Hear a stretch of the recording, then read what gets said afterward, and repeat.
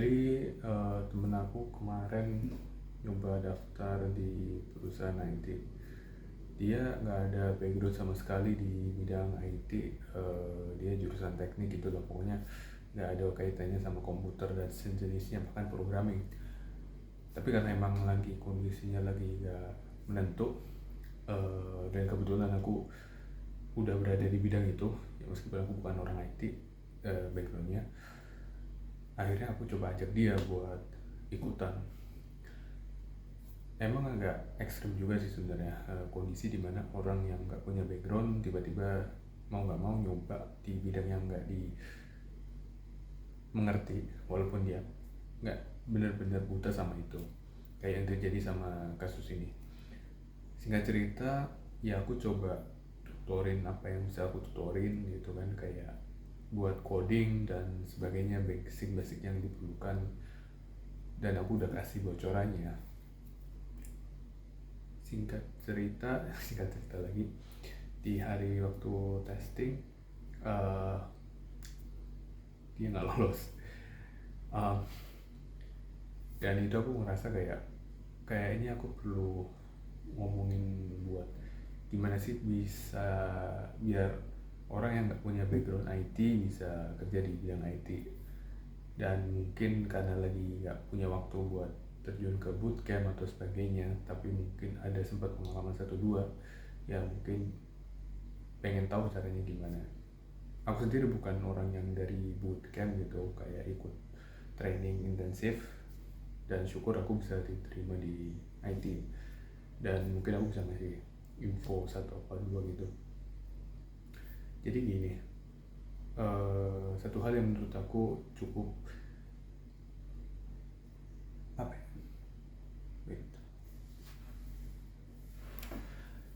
Satu hal yang menurut aku cukup dilewatin sama banyak orang itu portofolio sama pengalaman.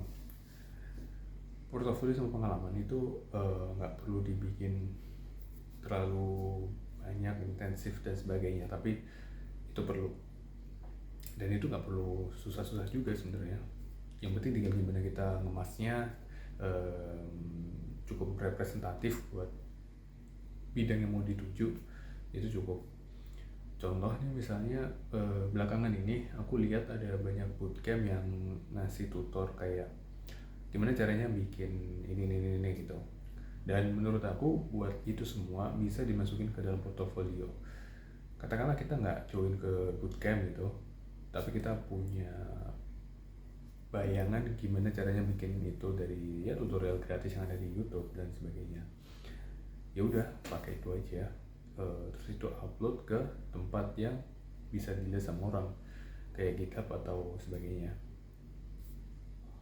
Aku ada beberapa portofolio yang aku upload di GitHub, dan juga kebetulan pas itu aku masih ada beberapa website yang aku urus, yang itu sebenarnya juga proyek aku sendiri, dan itu aku show aja ke mereka.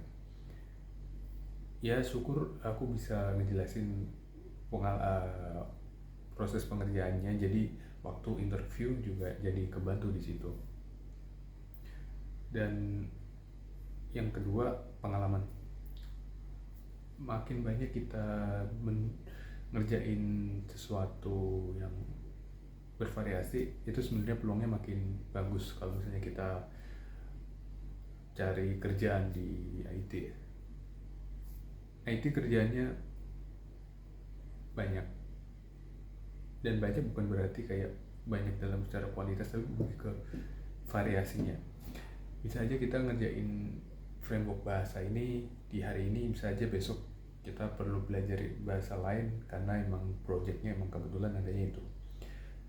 Ini nggak berlaku buat semuanya, tapi mungkin buat beberapa, kayak misalkan ngerjain jadi kontraktor buat ya developer software dan sebagainya, itu akan membantu. Misalkan kita lagi pengen coba belajar web programming, menurut aku akan lebih baik kalau misalkan buat orang yang baru belajar itu lebih ngerti, katakanlah paling apa ya, HTML, JavaScript sama CSS gitu buat bikin tampilan dan sebagainya. Tapi nggak ada salahnya coba baca-baca juga tanda kutip baca-baca aja, buat back end dan sebagainya. Jadi ketika misalkan kita diminta buat ngejelasin sesuatu, itu juga kita bisa mengkaitin ke sisi selain itu, jadi akan jadi nilai tambah juga. Yang aku sendiri juga kebetulan sempet kayak gitu. Jadi yang aku awalnya sebenarnya cuma ada background di web development, kebetulan untungnya pas itu aku udah ikut training buat, bukan training juga sih, kayak semacam bootcamp gratis buat data science. Dan kebetulan data science itu ada kaitannya sama AI, machine learning, otomasi dan sebagainya. Dan kebetulan perusahaan yang aku daftar itu mereka lagi nyoba mendevelop di situ. Dan ujung-ujungnya juga aku nggak ke sana, aku tetap fokus ke yang bidang yang aku dalamin, cuman itu bisa jadi nilai tambah. Jadi dari sisi rekrut, orang yang rekrut itu, oh kalau misalkan perusahaan ini tiba-tiba ada sesuatu, ya bisa lah orang ini nggak buta-buta banget buat diminta bantu. Apakah itu hal yang bagus buat beban kerja, ya nggak tahu, tapi yang penting diterima aja dulu. Itu sih. Ketiga ada lagi nggak selain pengalaman sama portfolio? Praktisnya menurut aku mana ya? Aku ngerasa sedih aja tiap ada temen aku yang pengen tertarik masuk ke IT, cuman aku sendiri yang udah di situ nggak bisa banyak bantu pada saat itu. Harapannya dengan ini aku bisa share apa yang aku pelajarin, mungkin nggak cuma ke teman-teman aku tapi juga ke orang-orang yang senasib sama teman-teman aku. Jadi ya jangan nyerah mungkin ya, karena buat di IT itu sebenarnya ya sama kayak kerjaan lain, butuh pengalaman, butuh praktis, butuh jam terbang dan sebagainya, meskipun memang belum waktunya kerja. Karena menurut aku peluangnya juga gede juga, kita sekarang di dunia yang udah serba informasinya ada di mana-mana. Web development apalagi itu udah kayaknya yang dulu mungkin sebagian orang gitu informasinya ada, cuman ya kalau mau cuman mereka yang mau aja. Sekarang jadi gencar banget gitu, misalkan sebagai kerjaan yang banyak WFH-nya, yang gajinya gede dan sebagainya. Aku bisa pastiin itu benar apa enggak ya buat semua bidang pekerjaan di IT, tapi yang bisa pastiin ya semua kerjaan butuh kerja keras, butuh effort. Jadi tetap develop sesuatu, coba bikin sesuatu. Itu dia. Ketiga apa keempat? Ketiga, masih ketiga. Coba bikin sesuatu, bukan yang ngikutin tutorial, tapi bener-bener yang dari diri sendiri. Aku sempet share ke waktu kerja, mau daftar kerja itu aku sempet bikin kayak semacam website buat analitik seberapa banyak orang yang beli sesuatu di Tokopedia. Jadi kayak riset itunya aja. Dan itu juga nggak sepenuhnya berhasil 100%, karena ya itu agak ibaratnya kayak setengah nyolong informasi dari Tokped, itu kan nggak pakai API langsung, data scraping sebagainya.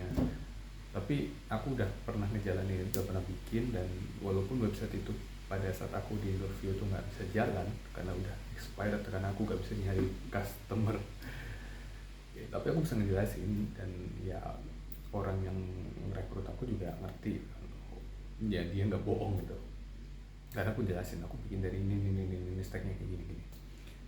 Itu bisa. Dan kalau misalkan kalian bisa bikin sesuatu kayak gitu, menurut aku akan jauh memperbesar kemungkinannya buat ya bisa masuk ke dunia IT. Karena banyak jebakan di tutorial, karena misalkan kita baru belajar terus ada tutorial buat bikin sesuatu, kebanyakan orang yang baru belajar ngikutin tutorial itu, selesai udah nggak dikembangin atau dibikin sesuatu yang kayak seperti itu, yang memang berat, tapi memang harusnya itu yang jadi goal utama kita, bukan ngikutin tutorialnya, tapi jadikan tutorial itu buat referensi di project kita. Itu sih. Aku nggak tahu apa lagi yang aku perlu share. Mungkin di nextnya aku bisa kepikiran hal baru yang bisa ngebantu.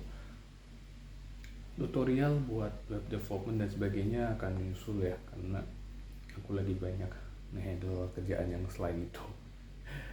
Banyak di IoT sama di mobile development yang kemarin aku sempat share kalau nggak salah. Jadi itu sih.